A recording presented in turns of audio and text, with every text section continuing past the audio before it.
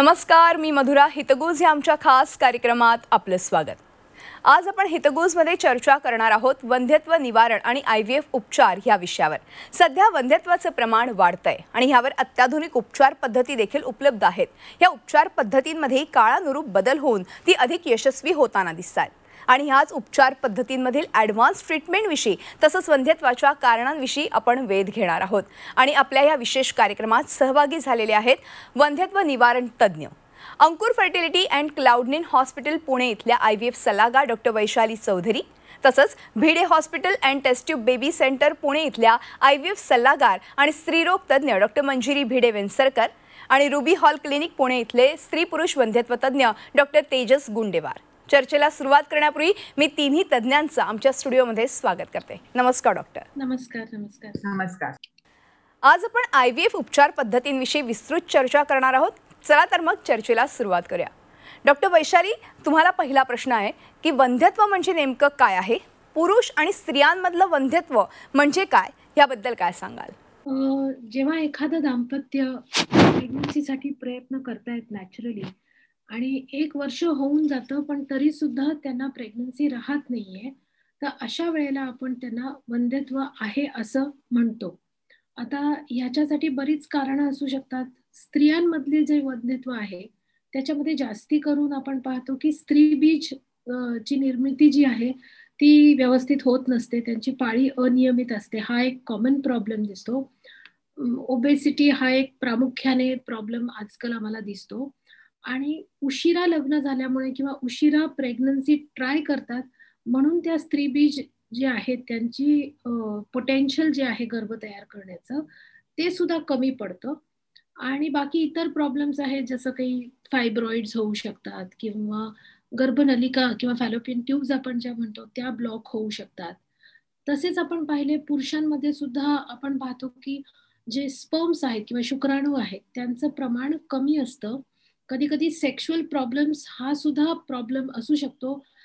Smoking आहे, obesity आहे किंवा उशिराची जागरणं आहेत, म्हणजे लाईफस्टाईल अनहेल्दी आहे म्हणून सुद्धा शुक्रजंतूंचं जे परफॉर्मन्स आहे तो कमी पडतो आणि म्हणून हा प्रॉब्लेम आपल्याला आजकाल जास्ती दिसतोय. यातला स्त्रियांचा रोल जो आहे तो साधारण 40% वेळेला आम्ही पाहतो की स्त्रियांमध्ये प्रॉब्लेम असतात. साधारण 30 ते 40% आम्हाला पुरुषांमध्ये सुद्धा प्रॉब्लेम दिसतात आणि साधारण 20% वेळेला दोघांचेही प्रॉब्लेम्स म्हणजे दोघांमध्ये सुद्धा प्रॉब्लेम्स असतात. तर 1 वर्षाचा पिरियड आम्ही त्या दोघांना नॅचरली ट्राय करण्यासाठी म्हणून अलाव करतो आणि या 1 वर्षामध्ये सुद्धा जर प्रेग्नन्सी नाही झाली तर मग त्याला आपण वंध्यत्वाचा प्रॉब्लेम आहे आणि आता डॉक्टरांची मदत घ्यावी लागेल असं म्हणतो. डॉक्टर मंजिरी, तुमच्याकडे मी येते.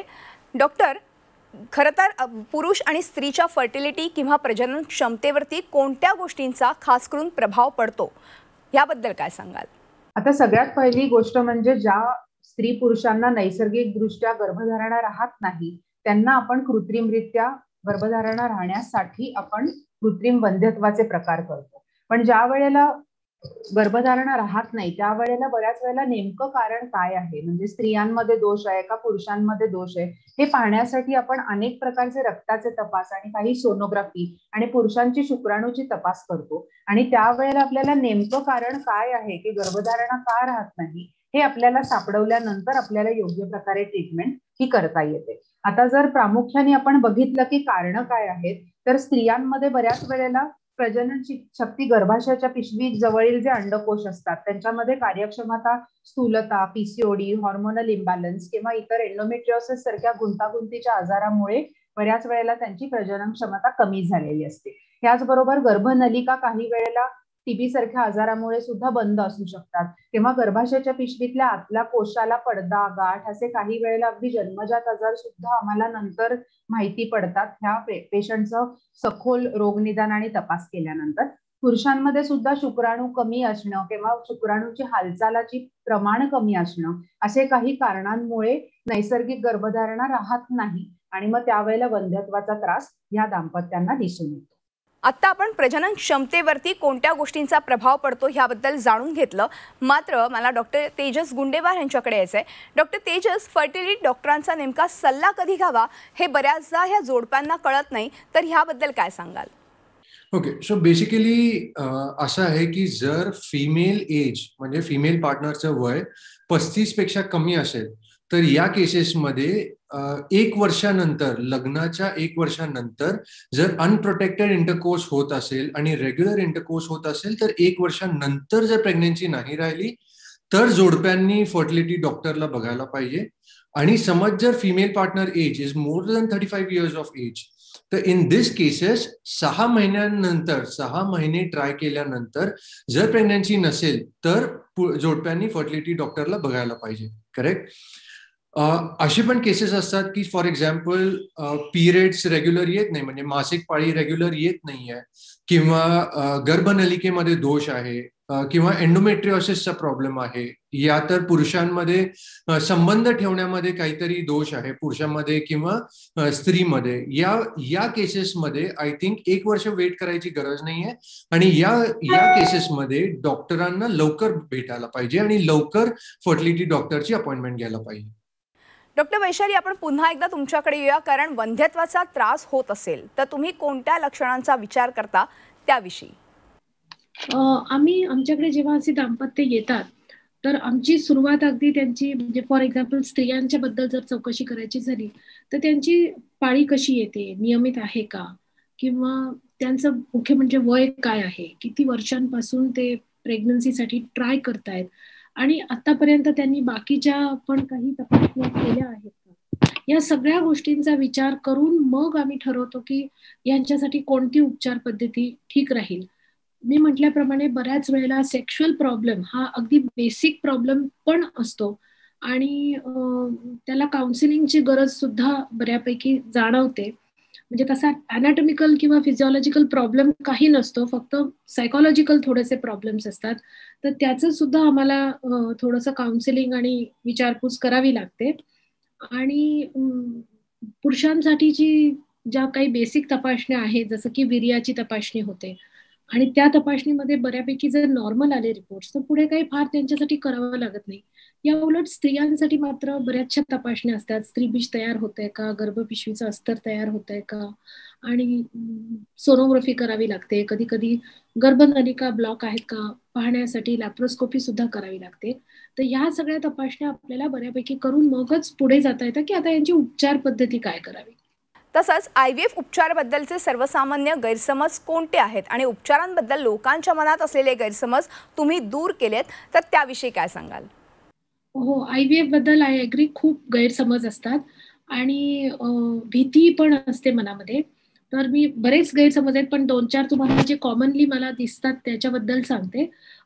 खूप वेळा लोकांना असं भीती असते की हे खूप पेनफुल प्रोसिजर आहे, म्हणजे ह्याच्यामध्ये हे जे इंजेक्शन्स वगैरे देतात आणि हे झोपून ठेवायला सांगतात आणि खूपच पेनफुल प्रोसिजर आहे. तर असं काही नसतं. इंजेक्शन्स जी वापरली जातात त्यांच्या सुया फॉर एक्झाम्पल इतक्या बारीक असतात आणि आजकालची जी IVFची जी ट्रीटमेंट आहे त्याच्यामध्ये टोटल 10 दिवसाची ट्रीटमेंट असते. त्यामुळे इंजेक्शन जरी असले तरी ते 10 दिवस असतात आणि त्यांची सुई इतकी बारीक असते की त्याला बिलकुल पेन वगैरे काही होत नाही. तसंच बेड रेस्ट खूप घ्यावी लागते. हा एक गैरसमज आहे की IVFनी प्रेग्नन्सी झाली की 9 महिने झोपून राहावं लागतं. असं बिलकुलच नाहीये. आधुनिक ही जी उपचार पद्धती आहे त्याच्यानुसार पेशंट्स हे नॉर्मल ऍक्टिव्हिटी त्यांची करू शकतात. कुठेही आम्ही त्यांना स्ट्रिक्ट बेड रेस्ट घ्या असं सांगत नाही. काही प्रॉब्लेम्स निर्माण झाले, फॉर एक्झाम्पल खूप ब्लिडिंग झालं किंवा काय, तरच ह्या स्पेसिफिक कारणांसाठीच रेस्ट घ्यायला सांगितली जाते. दुसरा एक गैरसमज असा आहे की ट्विन्सच होतात, IVF केलं की नेहमी जुळीच मुलं होतात. तर पूर्वीच्या काळी 2 किंवा 3 गर्भ सोडण्याची पद्धत होती. डॉक्टरांच्याकडे IVFचा सक्सेस रेट वाढवण्यासाठी ते 2 किंवा 3 गर्भ सोडायचे. पण आजकालची जी ट्रीटमेंट्स आहेत, जे अपडेटेड आपलं IVFचं ट्रीटमेंट प्रोटोकॉल्स आहेत, त्याच्यामध्ये आमचा कल हा फक्त 1 गर्भ सोडण्यापाठीमागे असतो. कारण आपण आता हे गर्भ 5 दिवसांपर्यंतचे म्हणजे ब्लास्टोसिस ज्याला म्हणतो ते आपण सोडतो आणि म्हणून म्हणजे ट्विन्स होण्याचं प्रमाण खरं तर आता कमी कमी होत चाललंय आणि ते आणखीन पुढे व्हायला पाहिजे. तिसरा एक समज आहे की ह्याच्यामध्ये गॅमिटचं मिक्सिंग होण्याची खूप शक्यता आहे. फॉर एक्झाम्पल की माझे स्पर्म्स मिक्स होतील, ही एक खूप मोठी भीती एस्पेशली पुरुषांमध्ये आम्हाला पाहायला मिळते. तर हे असं होऊ नये, म्हणजे जसं मी पेशंट लोकांना पण सांगते की गलती से भी मिस्टेक नाही होना चाहिए. आणि त्यासाठी आम्ही मॅन्युअली विटनेसिंग नावाचा प्रकार करतो. म्हणजे हे सॅम्पल हँडल होताना नेहमी 2 एम्ब्रिओलॉजिस्ट असतात. त्यांना सही करावी लागते की मी हे सॅम्पल पाहिलंय. प्लस इलेक्ट्रॉनिक गॅजेट्सच्या मदतीने सुद्धा ह्याच्यामध्ये बिलकुल मिक्सिंग होऊ नये, चुकून सुद्धा ह्याची खूप खूप काळजी घेतली जाते. आता हे शक्य झालेलं आहे with the help of electronic gadgets, that it is not possible to make mistakes. तर अशा बऱ्याच गैरसमजुती आहेत, एक ना दोन, पण ज्या प्रामुख्याने मला आढळल्या त्याच्याबद्दल मी थोडंसं सांगितलं. हितगुजमध्ये आता वेळ झाली एका छोट्याशा ब्रेकची. कुठेही जाऊ नका, पाहत राहा आमचा खास कार्यक्रम हितगुज. ब्रेक नंतर पुन्हा एकदा हितगुजमध्ये आपलं स्वागत आहे आणि आज आपण वंध्यत्व आणि IVF उपचारांविषयी जाणून घेतोय. चला तर पुन्हा एकदा चर्चेला सुरुवात करूया. डॉक्टर मंजिरी, आपण पुन्हा एकदा तुमच्याकडे येतोय कारण आई वडील होण्यासाठी IVF हा एकमेव योग्य मार्ग आहे का? आता IVF आपण कोणाला लागू पडतं हे आपण थोडक्यात बघूया. मी जसं म्हणलं तसं ज्यांना नैसर्गिक गर्भधारणा राहत नाही त्या दाम्पत्यांना आपल्याला कृत्रिमरित्या मदत करण्यासाठी टेस्ट ट्यूब बेबीचे उपचार पद्धती आहे. टेस्ट ट्यूब बेबीच्या उपचार पद्धतीमध्ये 4-5 प्रकार असतात. त्यातली जी सगळ्यात प्राथमिक प्रकार आहे त्याला IVF म्हणायचं. त्यानंतर आता जे अत्याधुनिक तंत्रज्ञानामुळे इक्सी सारखी पद्धत आहे किंवा लेझर असिस्टेड इक्सी आहे, ब्लास्टोसिस्ट आहे. थोडक्यात आपल्याला स्त्री पुरुषांची गर्भधारणा होऊ शकते का नाही याची कार्यक्षमता आधी माहीत करून घेणं गरजेचं आहे. ज्यांच्यामध्ये खूप मोठा प्रॉब्लेम आहे त्यांना आपल्याला इक्सी किंवा जे ग्लोबली सगळ्यात चांगली पद्धत आहे फ्रोझन ब्लास्टोसिस्ट एम्ब्रिओ ट्रान्सफर अशी अतिशय अत्याधुनिक पद्धत जर आपण केली तर पहिल्या खेपेला बाळ होण्याची शक्यता उत्तम असते. जर तितकासा प्रॉब्लेम नसेल पण 2-3 IUI फेल झाल्यावर सुद्धा जर गर्भधारणा राहत नसेल तर साधारण IVF सारखी प्राथमिक जी पद्धत आहे ती आपल्याला अवलंबता येते. म्हणजे नेमकी पद्धत आपल्याला कुठली अवलंबवायची आहे हे त्या दोघांच्या रक्तपुरवठ्याच्या काही चाचण्या आणि त्यांच्या गर्भधारणेच्या दृष्टिकोनातून केलेल्या सोनोग्राफी आणि चाचणीवर अवलंबून आहे. ज्याच्यामध्ये त्यांची कार्यक्षमता कमी असेल तर आपल्याला उत्तम पद्धत वापरायला पाहिजे आणि त्यांची कार्यक्षमता जर चांगली असेल तरी बाळ राहत नसेल, ज्याला आपण अनएक्सप्लेन्ड इन्फर्टिलिटी म्हणतो, तर IVF सारखी साधीसुधी पद्धत आपल्याला उपयोगी पडू शकते. जर IVF हा योग्य मार्ग असेल तर डॉक्टर तेजस या कोरोना विषाणूच्या महामारीच्या दरम्यान IVF उपचाराचं नियोजन करण्यासाठी जोडपी संभ्रमात आहेत, तर त्यांना तुम्ही काय सल्ला द्याल? So yes, absolutely. म्हणजे आता आय विल से की वी डू नॉट हॅव, म्हणजे आपल्याला कोरोना कोविड कधी संपेल याचं काहीच आपल्याला आयडिया नाही आहे. सो जेव्हा वेव्ह नाही आहे किंवा जेव्हा Covid is not at its peak तर या टाइममध्ये जोडप्यांनी डेफिनेटली IVF करू शकतात. जर वॅक्सिन घेतलं त्याच्यानंतर IVF केलं तर डेफिनेटली बेटर आहे. आणि काही पेशंट्स असतात की ज्याच्यामध्ये आता फॉर एक्झाम्पल स्त्रीमध्ये शरीराची अंडे देण्याची क्षमता कमी झाली असेल किंवा कमी होत असेल आणि तसंच पुरुषांमध्ये शुक्रजंतू बॉडीमध्ये कमी होत आहे किंवा कमी झालेले आहेत. या केसेसमध्ये जरी कोविड असेल तरी आपण जास्त वेळ थांबू शकत नाही. अशा केसेसमध्ये they should definitely go for IVF जर इंडिकेटेड असेल तर. डॉक्टर वैशाली, मी पुन्हा तुमच्याकडे येते कारण IVFचे परिणाम कसे सुधारता येतील आणि रिकॉम्बिनंट सारखी नवीन औषधं आहेत त्याबद्दल काय सांगाल? हो, आता IVF हे जे सायन्स आहे हे गेल्या 40-42 वर्षामध्ये त्याची खूप प्रगती झाली आहे आणि त्याच्यासाठी वापरली जाणारी जी इंजेक्शन्स आहेत त्याचे सुद्धा आता नवीन नवीन ॲडव्हान्स्ड मेथड्स आणि पद्धतीने बनवलेले इंजेक्शन्स आहेत. हे रिकॉम्बिनंट टेक्नॉलॉजी जे आहे त्याच्यामध्ये म्हणजे जेनेटिकली मॉडिफाय करून हे हॉर्मोन्सचे इंजेक्शन तयार केले जातात आणि त्याचा ॲडव्हान्टेज हा असा असतो की त्याच्यामध्ये ज्या हॉर्मोनचं प्रमाण आहे ते एक्झॅक्ट जेवढं लिहिलेलं आहे तेवढंच मिळतं. आणि दुसरं म्हणजे की त्याच्यामध्ये इम्प्युरिटीज बिलकुलच नसतात. पूर्वी ज्या पद्धतीने हे इंजेक्शन्स हॉर्मोनचे तयार व्हायचे त्याच्यामध्ये इम्प्युरिटीजचं प्रमाण खूप असायचं आणि बॅच टू बॅच व्हेरियाबिलिटी जी आम्ही म्हणतो की प्रत्येक बॅच मला इंजेक्शनची जी येते त्याच्यामध्ये त्याच सम प्रमाणामध्ये ते हॉर्मोन्स असणं आवश्यक आहे. तर हे पूर्वीच्या इंजेक्शन्समध्ये ज्या पद्धतीने बनवायचे तर नाही मिळत. पण रिकॉम्बिनंट टेक्नॉलॉजीमध्ये मात्र अगदी अचूक आपल्याला औषधं मिळतात. त्यामुळे त्यांची सेफ्टी आणि त्यांची रिलायबिलिटी, म्हणजे मी हे इंजेक्शन दिलं ह्याचा असा इफेक्ट यायला हवा, ही जी रिलायबिलिटी आहे ती ह्या रिकॉम्बिनंट टेक्नॉलॉजीच्या इंजेक्शन्समध्ये जास्ती पाहायला मिळते आणि म्हणून आम्ही जास्ती करून हेच इंजेक्शन्स वापरण्याचा सध्या आम्ही प्रयत्नात असतो. थोडीशी महाग असतात पण त्याचे इफेक्ट्स जे असतात ते खूप सॅटिस्फाईंग असतात, म्हणून आमचं जनरली हे वापरण्याकडे कल असतो. तर डॉक्टर मंजिरी, IVF उपचार कितपत यशस्वी होतात आणि IVF मध्ये नवीन रिकॉम्बिनंट इंजेक्शन्स आता उपलब्ध झालेली आहेत, ती कितपत प्रभावी असू शकतात? तर आता सगळ्यात महत्वाचा मुद्दा जो आहे तो पेशंटच्या दृष्टिकोनातून आपण विचार केला तर ही टेस्ट ट्यूब बेबीची जी कार्यपद्धती आहे ही खर्चिक असते. त्यामुळे आपल्याला पेशंटला योग्य तो मार्ग सुचवण्यासाठी आपण त्यांच्यातल्या गर्भधारणेची कार्यक्षमता आधी काढतो.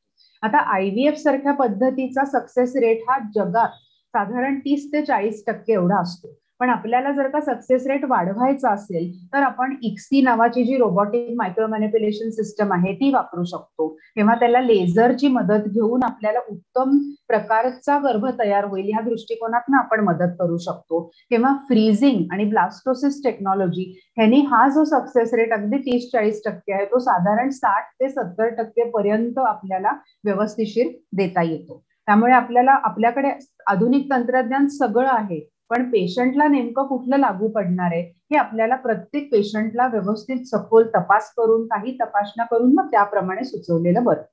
तर डॉक्टर तेजस गुंडेवार, नवीन फर्टिलिटी औषधं नेमकी कोणती आहेत आणि त्याच्यामुळे IVF उपचाराचा प्रभाव कसा सुधारता येतो?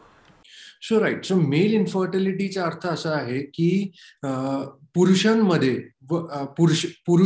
वंध्यत्वाचं कारण आहे. ठीक आहे. सो पुरुषांमध्ये वंध्यत्वाचे कारण काय काय असू शकतात? तर एक म्हणजे संबंध न ठेवू शकणं, दुसरं कारण म्हणजे शुक्रजंतूची संख्या कमी असणं, तर त्याच्यामध्ये शुक्रजंतूची संख्या क्वालिटी कमी राहणं किंवा शुक्रजंतूंची स्पीड कमी राहणं, आणि किंवा असे केसेस असतात की ज्याच्यामध्ये शुक्रजंतू नसतात, that is called as azoospermia. So हे असे विविध कारण आहेत की ज्याच्यामुळे पुरुषांमध्ये वंध्यत्व आहे किंवा पुरुष इज रिस्पॉन्सिबल फॉर इन्फर्टिलिटी असं म्हणू शकतो. सो जसं माझा एक्सपिरियन्स आहे ओव्हर द लास्ट 5-7 वर्षामध्ये हे मी नोटीस केलं आहे की 50% पेशंट्समध्ये 40 to 50% पेशंट्समध्ये पुरुष इज रिस्पॉन्सिबल, म्हणजे male infertility is the cause. So 30% केसेसमध्ये फक्त पुरुषांमध्ये दोष असतो आणि अनादर 20 ते 30% पुरुष व स्त्रीमध्ये दोष असतो. सो बेसिकली इव्हेंच्युअली 50 ते 60% पुरुषांमध्ये दोष असतो जेव्हा आपण वंध्यत्व बद्दल बोलतो. सो बेसिकली पुरुषांमध्ये 2 मेन दोष आपण बोललो. एक होतं की शुक्रजंतू नसणे किंवा शुक्रजंतू खूप कमी असणे. ठीक आहे. हे एक कॉमन मिथ आहे किंवा हे एक गैरसमजूत आहे की या केसेसमध्ये फक्त टेस्ट ट्यूब बेबी हा एकच उपाय आहे, पण तशी गोष्ट नाही आहे. या पेशंट्समध्ये प्रॉपर असेसमेंट करून समज गोळ्या औषधं या ह्याच्यानी पण शुक्रजंतू वाढवू शकतो, किंवा जसं काही पेशंट्समध्ये अझूस्पर्मिया असतो. अझूस्पर्मिया म्हणजे शुक्रजंतू नसणे, तर इवन या देखील पेशंट्समध्ये अत्याधुनिक सर्जरीज उपलब्ध आहे ज्याच्यानी तुम्ही म्हणजे जे सर्जरीज करून जसं शुक्रजंतू नसेल तर ह्याचं काय 2 मेन कारण असतात. एक म्हणजे गोट्यांमध्ये शुक्रजंतू बनतच नाहीये, किंवा गोट्यांच्या नंतर विविध ट्यूब्स असतात ज्याच्यानी शुक्रजंतू लघवीच्या मार्गे बाहेर पडतात, तर या ट्यूबमध्ये कुठेतरी अडथळा असतो. सो या ट्यूबचा जो अडथळा आहे त्याच्यासाठी मायक्रोस्कोपिक प्रोसिजर्स अवेलेबल आहेत, ऑपरेशन्स अवेलेबल आहेत, ज्याच्यामध्ये 20-25 टाइम्स मॅग्निफिकेशन करून आपण ते ऑपरेशन करतो आणि हा ब्लॉक उघडून देतो. सिमिलरली तर या पेशंट्समध्ये सो बेसिकली आपल्याकडे गोळ्या, औषधं, इंजेक्शन्स आणि या ऑपरेशन्स या ह्याच्यानी आपण शुक्रजंतूची संख्या वाढवू शकतो किंवा शुक्रजंतू वीर्यामध्ये आणू शकतो. समज हे करूनही शुक्रजंतू जर येत नसतील, फक्त त्या पेशंट्समध्ये टेस्ट ट्यूब बेबीची गरज पडते.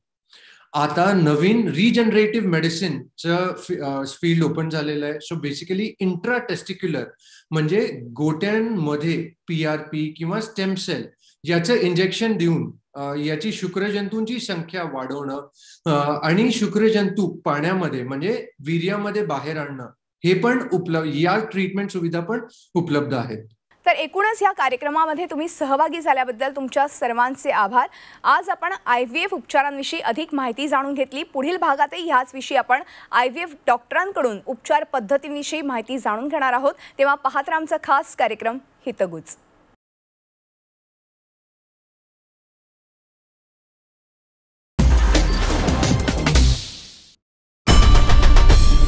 आई भवानीचा गजर म्हणजे झी 24 तास.